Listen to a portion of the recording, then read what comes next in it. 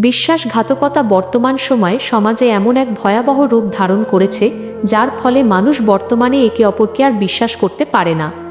মানুষ প্রতিনিয়ত বিশ্বাস করে মানুষের কাছে প্রতারিত হচ্ছে। এভাবে দিনে দিনে বিশ্বাসঘাতকতা বেড়েই চলেছে। নীরবতা হলো একজন মানুষের প্রকৃত বন্ধু, যে কখনো বিশ্বাসঘাতকতা করে না। বিশ্বাস তৈরি করতে কয়েক বছর সময় লাগে, তবে বিশ্বাসঘাতকতায় তা ধ্বংস হতে কয়েক সেকেন্ডই যথেষ্ট। বন্ধু যত কম থাকবে, বিশ্বাসঘাতকতার সুযোগ তত কম থাকবে। যে আপনার সঙ্গে একবার বিশ্বাসঘাতকতা করেছে, সে দ্বিতীয়বারও করতে পারে, তাই তাকে বিশ্বাস করার আগে শতবার ভাবতে হবে। বিশ্বাসঘাতকতা এমন একটি বিষয় যা মানুষকে অনেক কষ্ট দেয়।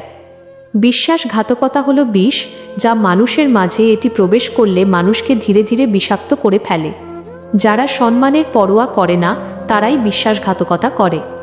কাউকে বিশ্বাস করার মাধ্যমেই তাকে বিশ্বাসঘাতকতা করার সুযোগ করে দেওয়া হয়, তাই সবাইকে বিশ্বাস করবে না। বিশ্বাসঘাতকতা হতে পারে বেদনাদায়ক, তবে এই বেদনা কতটা ক্ষতি করবে তা আপনার ওপরে নির্ভর করে।